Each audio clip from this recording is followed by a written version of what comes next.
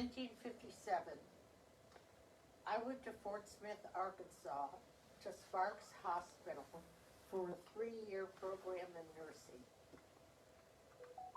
Within that 36 months, we had 3 months for pediatrics in New Orleans and 3 months in St. Louis for psychiatry.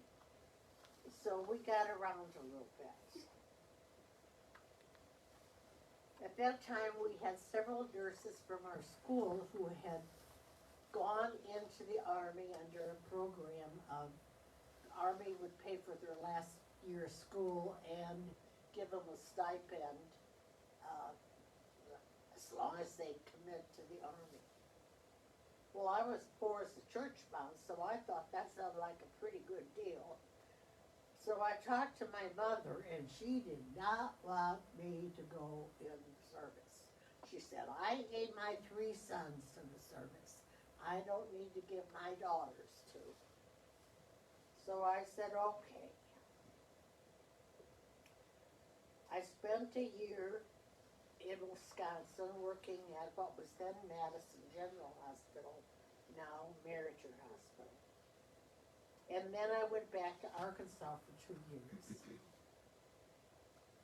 Then the Air Force recruiter came after me and wanted me for the Air National Guard in Arkansas. But I signed up for the regular Air Force. Mom didn't get a vote that time. President Kennedy said we were going to the moon. And this was way before we had any kind of electronic monitoring.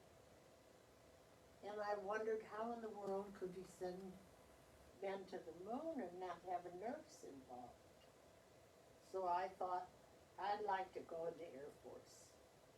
I had 3 years of nursing experience, so I was commissioned as a first lieutenant. By an act of Congress, I was commissioned as an officer and a gentleman.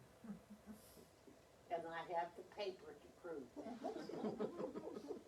Eventually, they changed the language. My friend Betty Jo wanted to go in the Air Force with me, so she got a hold of the Air Force and told them she wanted to go with me on the buddy plan. And she said that she wanted to be assigned where her brother was assigned, which was at Bergstrom Air Force Base in Austin, Texas. Before going to Bergstrom, we first had to go to Maxwell Air Force, Gunter Air Force Base in Montgomery, Alabama for 3 weeks to learn how to be officers. You know, in the ROTC programs, it took them years, but we were going to do it in 3 weeks.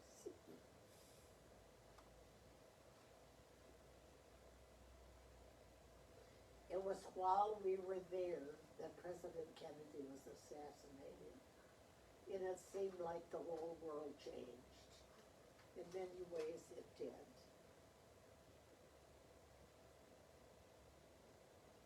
Our hospital at Bergstrom was a small, it's called a cantonment hospital. It had a central ramp that went down the middle and wards and buildings that came off the central ramp.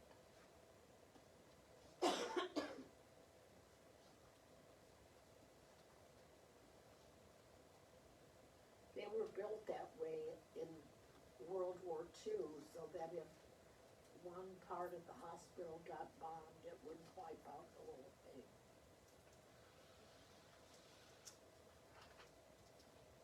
We were known as ramp tramps as we walked those long ramps. Our hospital was 70 miles away from our 1,000-bed hospital in San Antonio. So we transferred a number of patients there because they had every specialty. Betty and I were in the dental clinic when one of the doctors came in to tell Betty she was going on an ambulance run to don't let them give you any Novocaine, he said, you're going on this ambulance run. Her patient was in danger of having his lung collapse, and the doctor gave Betty a needle and an alcohol sponge and said, now if his lung collapses, just put this needle in between these two ribs so you can reinflate the lungs.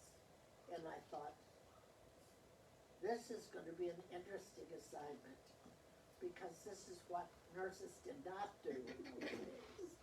Our role was very limited.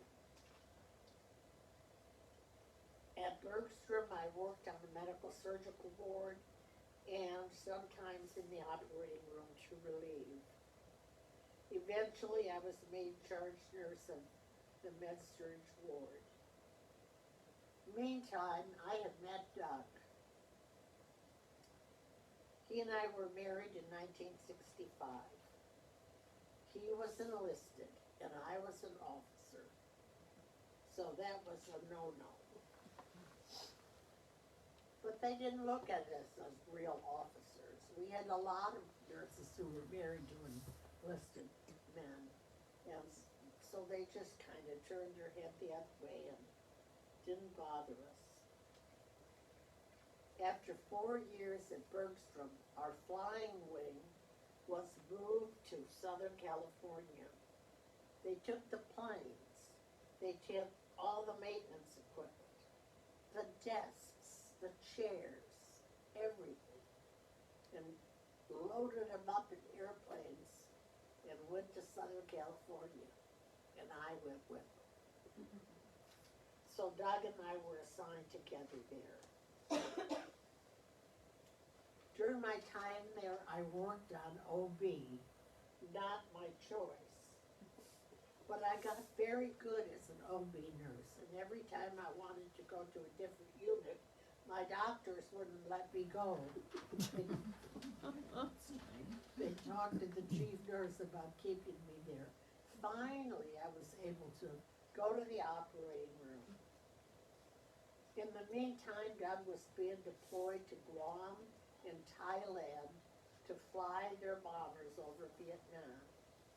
He would be gone 6 months and home 6 months and gone 6 months.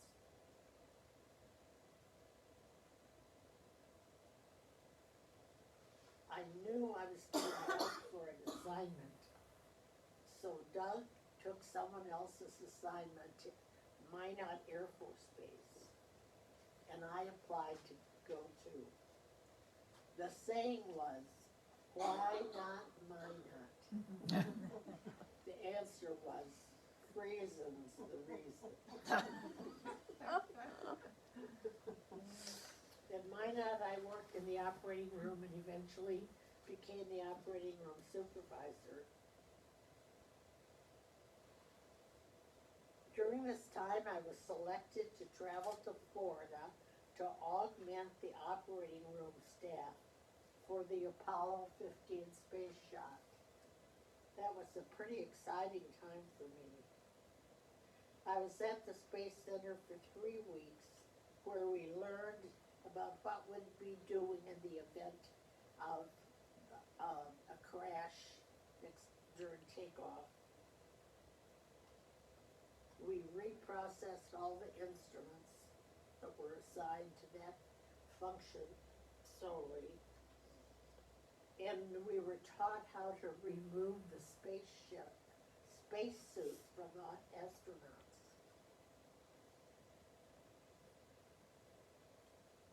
The astronauts on, this was Apollo 15, were Scott, Irwin, and Ward, an all Air Force team.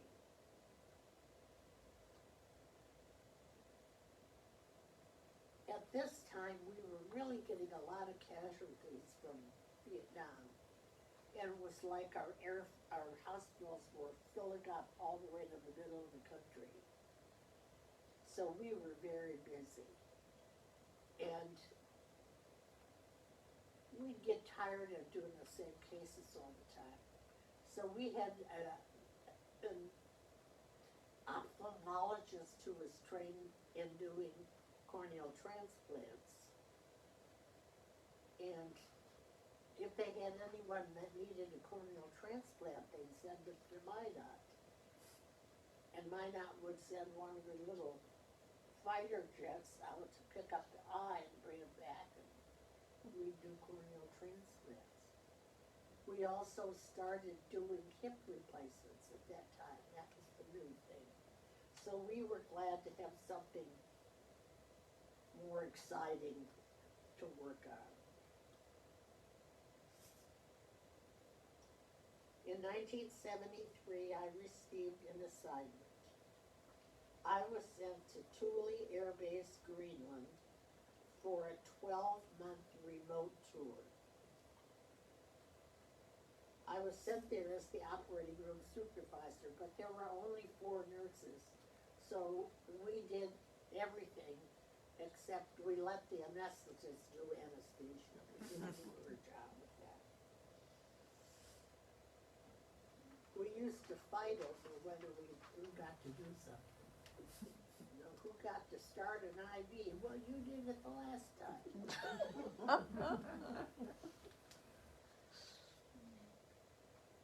We were extremely far north at Thule, Greenland. We had to go south and west to reach the magnetic North Pole.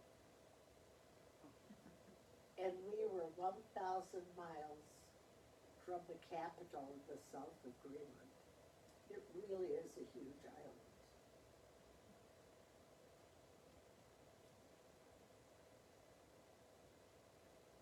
One night I had been down at the club for supper, and I came back and found out we had a patient that needed to have his head operated on because he had either had a stroke and fallen, or he had plain fallen and had a head injury.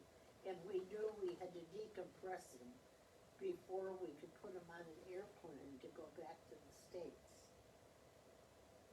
So we did his surgery. The surgeon had never done the surgery before. He had the book open. He was on the phone with the people down in San Antonio, and he said to me, "I don't know how to work that tree fine to open the head." I said, "Well, don't worry. Your technician knows how to do it. He's scrub neuro and at Lackland." So we got him operated and got him ready to go to San Antonio. They had ordered up a transport plane to put him on, and Dr. Brock and I both went with him in the airplane to Bethesda Naval Hospital. He did not make it. He lived a few days before he passed, but at least his family knew he was back in America, and he passed on American soil. We always used to make sure that they didn't pass in the air, even if we had to resuscitate them to keep them going, because it was a nightmare otherwise about whose laws to follow.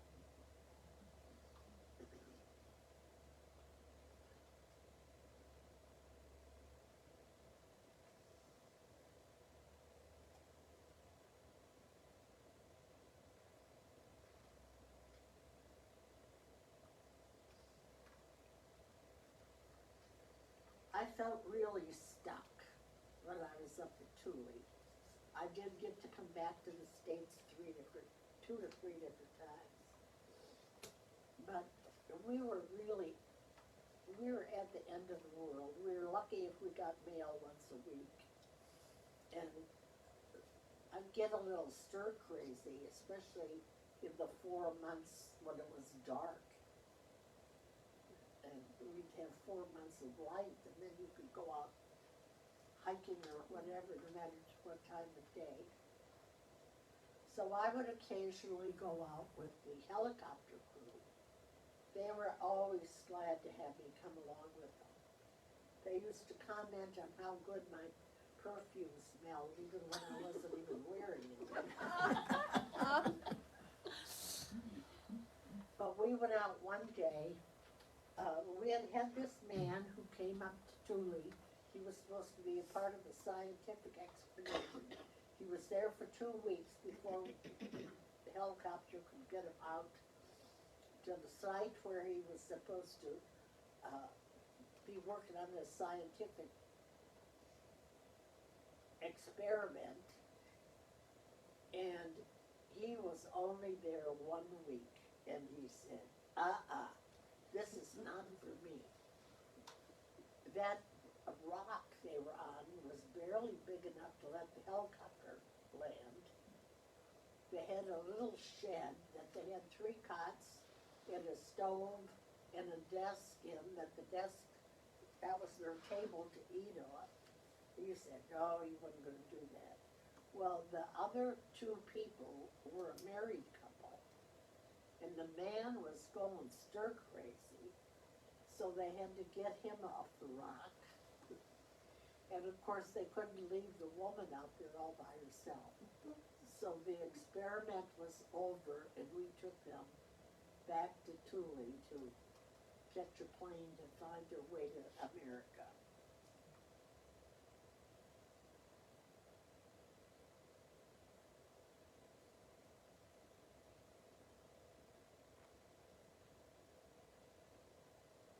My 12-month tour at Thule turned into 15 months because the Air Force has selected me to go back to school to get my baccalaureate degree in nursing. And so I was delayed in Thule until school started in the fall. I went to Texas Christian University in Fort Worth, Texas. Doug got to transfer to Fort Worth as well.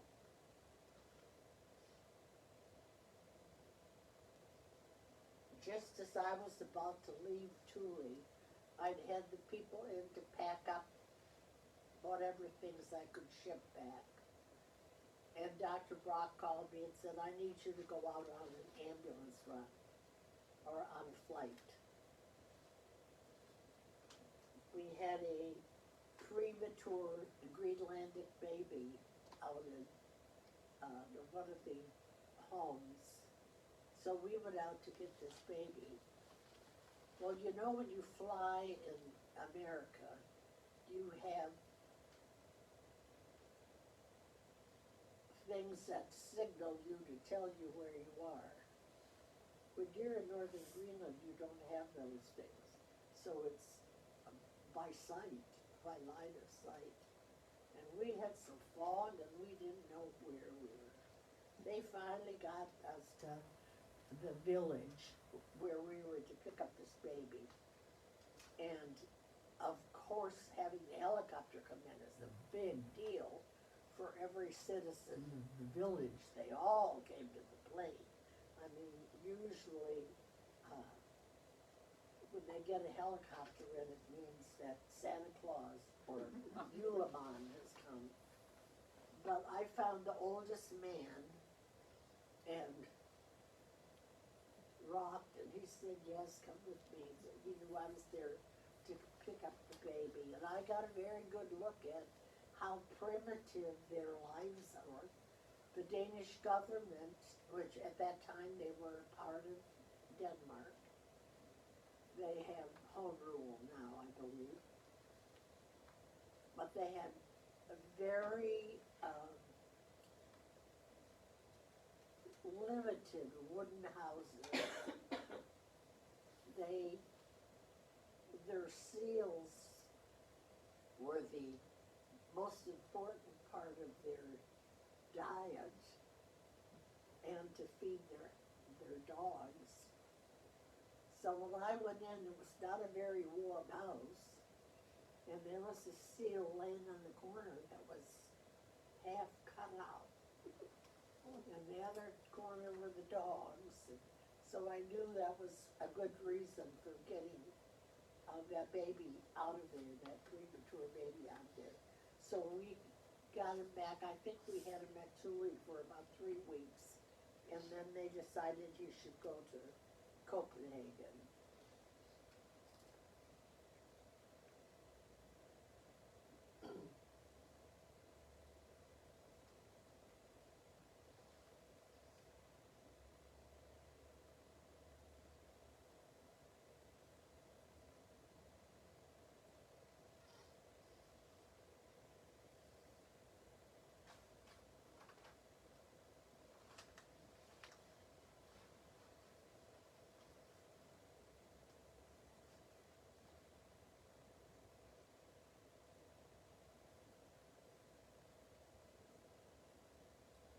When Doug came to Fort Worth, he was stationed at Caldwell Air Force Base. And he had a squadron that took care of loading the bombs. He called me up one day and he said, "Now don't be alarmed, but if you go to the mailbox and it looks suspicious, just leave the house and call me and I'll send the bomb squadron out." They had found a note in some kid's barracks room that he hated Sergeant Caldwell and wanted to kill him. Oh, But another funny thing that happened when he was there, they had a rainstorm that turned into ice, and it froze the flag in place. And it was, you know, you may not realize this, but on a military base, you're gonna have that flag flying. And the base fire department was not able to extend their equipment high enough to be able to untangle the flag. Well, Doug was always good at networking with people, and he knew people from the Elks, and some of them were on the fire department, so he called one of them up and said, "I need you to come out to the base and do some training and get this flag down for me." So they came out, they had equipment that could go up higher, they got the flag undone, and the wing commander came back in the office and he asked Doug, "How did you get the flag done?" And he said, "I just tied this clerk," he named him, "I just tied him to the rope and put him up there." The wing commander didn't think it was so funny, he was afraid he would have been killed. Well, later on he found out from someone else when they said about the city fire department being out there to do the flag. But it got his heart pumping. Well, Doug only got to spend 1 year with me in Fort Worth. And then he was sent to a remote assignment in Galena, Alaska, which is out on the Yukon River. Because of his remote assignment, he was able to select a preferred base to go to when he got through. So he requested Lakenheath Royal Air Force Base in England, which he got. I was able to request a joint spouse assignment because he had his assignment. So I had my assignment there 1 year ahead of him. And all the people there wondered, who in the hell did I know that I got this flush assignment so early on? Well, the man who had been my hospital commander at Minot the first time I was there, he and I had talked a bit about being stationed in England, and He and his wife had been there early in their marriage. And so he called me up to see, he was coming over, and he called me to see whether there was anything I wanted him to send his wife out to shop for. And I said, yes, I need some legs, white pantyhose. So they got him. He sent his aide over to the hospital with him. Those women who worked at the front desk, they knew what they were, they could feel them. They figured out what they were. And they all thought, yep, that's how she got this assignment. She knows people in high places. I didn't tell them any different. People believe what they want to believe.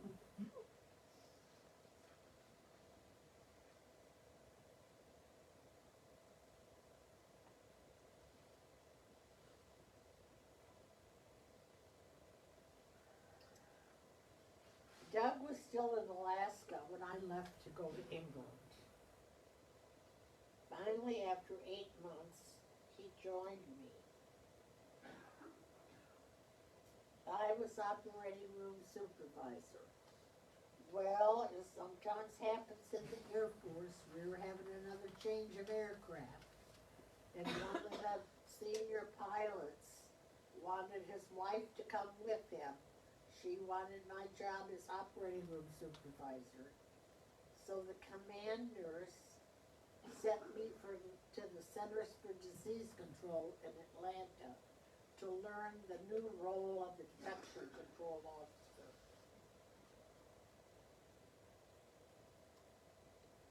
It turned out to be a pretty good opportunity for me, but I still missed the operating room.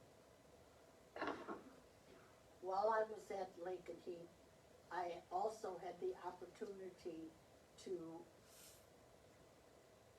work for the wing commander in that if they had people that they were going to try and administratively discharge from the military, they needed to have an officer review their case. And so I was assigned to a number of people to do that. It was a good experience, and it gave me a lot of recognition outside of the hospital, a lot of visibility. I wanted to learn to be a chief nurse, so I was again assigned to Minot as the assistant chief nurse. Doug had no trouble getting an assignment to Minot. In fact, he always said they sent him to the psychiatrist to see if there was something wrong with him. Within a few months, the chief nurse left, and I was appointed as the chief nurse. After 2 years, it was time for me to move again, and I was assigned as chief nurse at Misawa Air Base in Japan, about 400 miles north of Tokyo. I always managed to get these northern assignments. Getting assigned together was getting to be more and more of a hassle for Doug and I, so he decided to get out of the Air Force. And he became a camp follower. I stayed in Misawa for 18 months. Misawa was interesting because we sent some patients to the Japanese hospitals. And when we did, I would have to send their nursing technician and their food to them. So it was kind of a logistics nightmare. But in Japan, the patients' families have to provide the food for them when they're in hospital. Fortunately, we were sending our patients to some good hospitals. There were some that were not quite as good.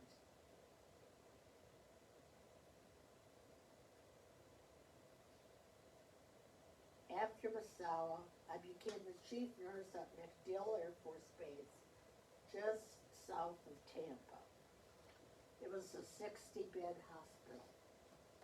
I had made colonel, and I thought the Air Force must not think very much of me to only assign me to a 60-bed hospital.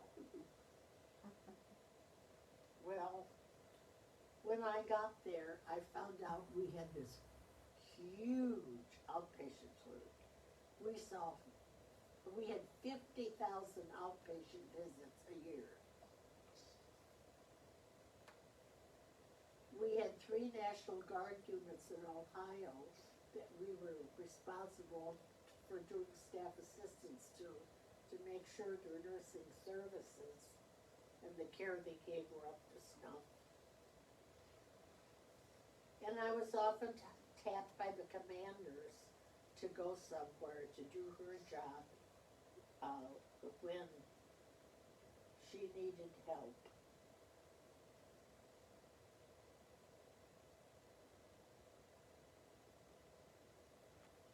I was very visible as a senior female officer. One day, I was invited to go to, it was a woman's program that the VA was putting on at the VA hospital in St. Petersburg, Florida. I was fortunate that I got to share the podium with astronaut Judith Resnick. Judith was one of the people that was blown up in the Challenger disaster.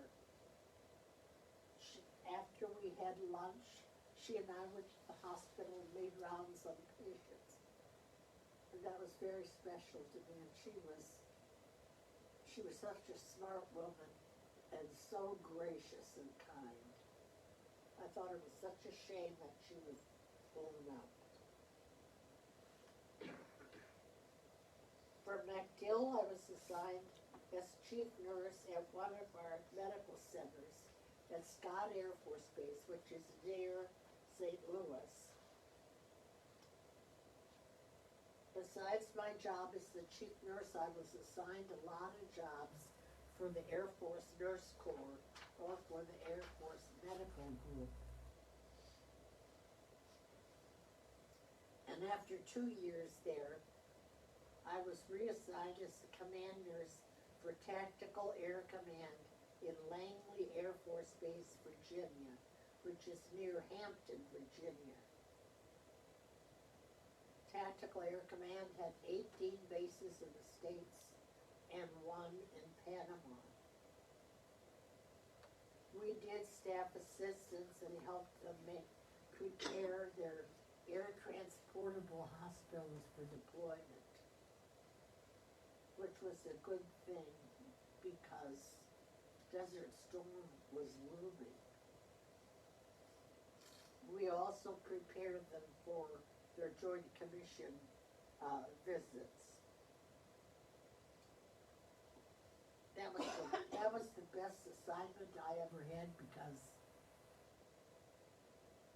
I had a great boss. We had a great team. I lived in a great house. I was a half a block from work when I was at home. Next, I got to get an assignment as command nurse in United States Air Forces in Europe at Ramstein Air Base in Germany. That's very close to Landstuhl. You've probably heard the name Landstuhl when they've taken some patients there at time or two. The two are very close together. I went there in August of 1990. And 10 days later is when Saddam Hussein invaded Kuwait. I thought I was going to have a good time traveling, but that had to be put off. Actually, I did travel quite a lot with the general because we had to pick out where we were going to put our hospitals and expand our hospitals, because the scenario was not what it was for the war in Europe.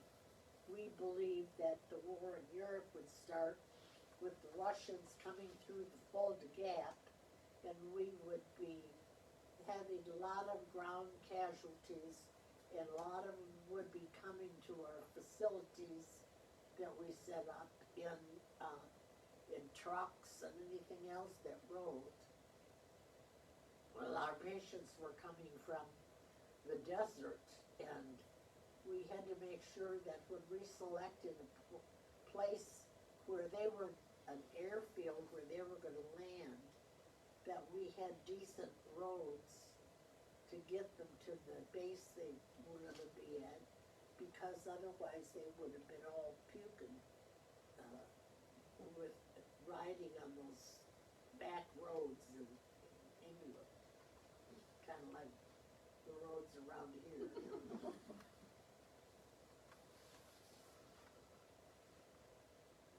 Our plans in Europe also were to send all the civilians, the dependents home, and build up the contingency hospitals. Well, the civilians didn't go home. We knew that if we started getting casualties in, that we'd have parents coming from the States on airplanes to visit their injured child, and it was a different picture.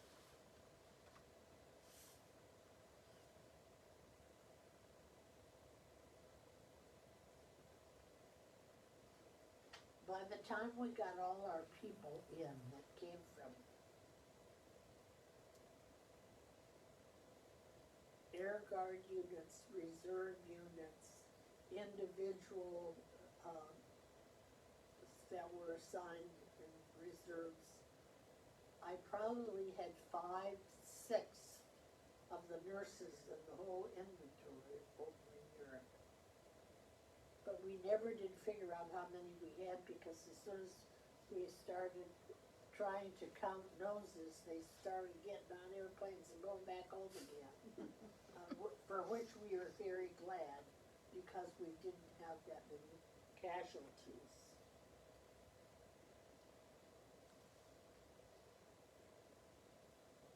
That was my last assignment in the Air Force.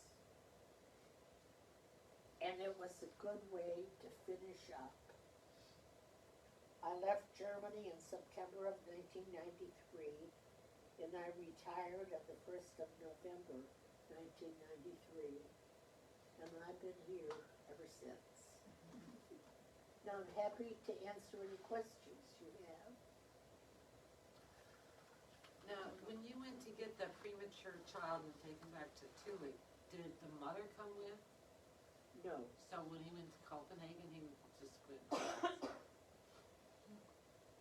That's scary for a little baby. It's scary for a mom. Yeah. She really put a lot of trust in me.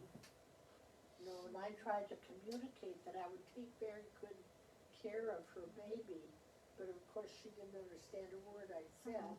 So I hoped that she would pick up on my tone of voice and my actions in caring for her.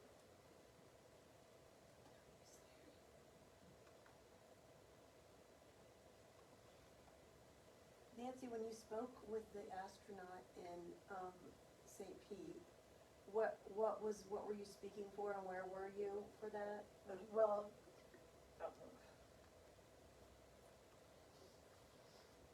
we were at the VA hospital on the west coast of St. Pete. Mm-hmm.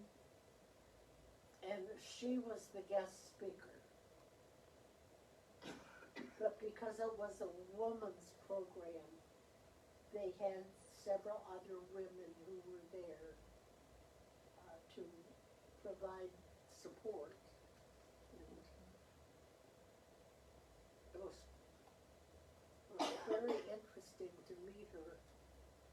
Yeah. I mean, she was so smart.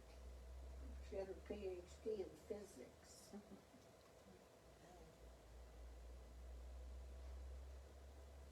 Any other questions?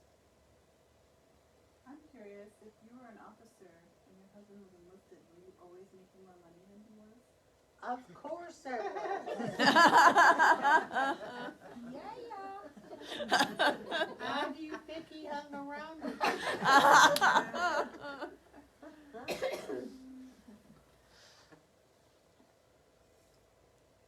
Well, and I've got another question. When you were talking about how you were the ramp tramps, that's the funniest name. Was that setup, was that like outside and then you would go to, down No, to they different were- buildings, or was it an inside? It was enclosed. Uh-huh. When I got to Masawa, that was a cantonment hospital as well. Wait, so what is it called? A Cantonment. cantonment? Except there, they'd had so many earthquakes that the ramp was not even.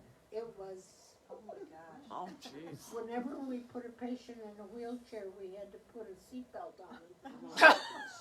So we didn't catapult them out of the chair. Gosh. That is insane. It was an old hospital. One day, and whenever we had seismic activity, I wondered what was going to flood or burn. Mm. And one day we had some activity, and we had a flood in OB.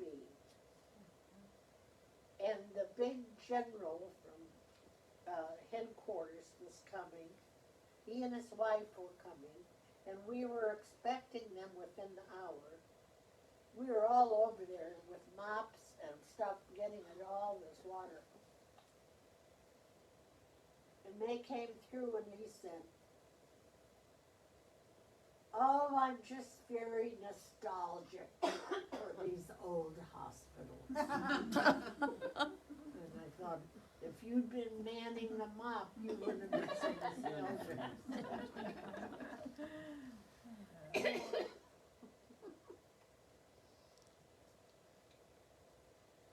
Did you say you grew up in Ohio? No, Wisconsin. Oh, you grew up in, oh. Sweet. Okay. Sorry. I was wondering, so this area? Yes, I was, actually, I was born in Monroe, Oh. but my parents lived in Lafayette County. How much time during your service were you and Doug actually in the same place? I'm not sure, I don't know without sitting down and counting. Okay, but not very much, it sounds like. Well, we were apart a lot. It was, when I first went to Thule, it was really hard on me, you know. In those days, women just did not go off and leave their husbands. Yeah. So we had gone to New Jersey for me to catch my flight to Greenland. And I was getting a little teary-eyed, and he said, "Well, you know, if you're gonna be a career person, you gotta get used to this." I said, "Okay."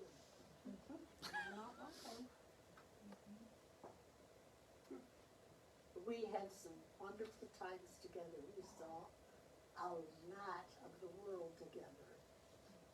Met a lot of people. Other than the States, obviously, what was your favorite place? Not necessarily for work, but like community and place to live, would you say?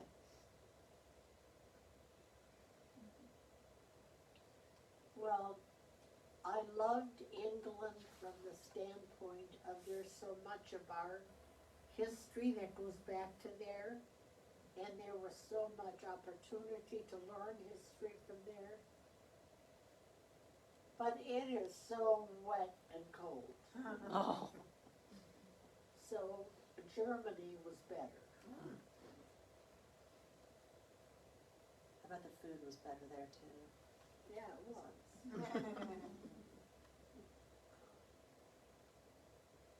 enjoyed Japan.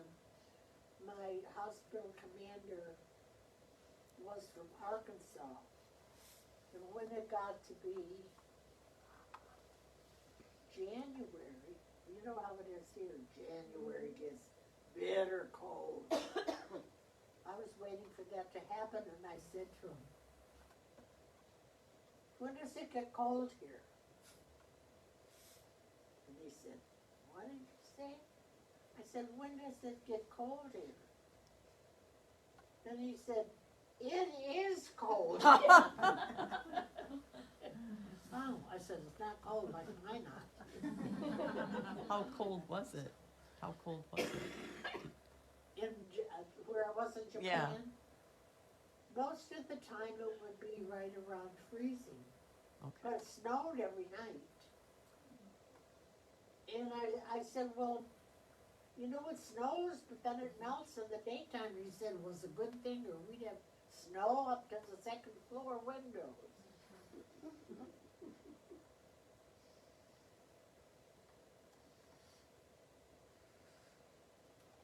Well, thank you all very much. Thank you. Thank you very much. Thank you very much, Nancy, for all your welcome. service to Yes. our country. We truly appreciate that and for sharing your experience with all of us.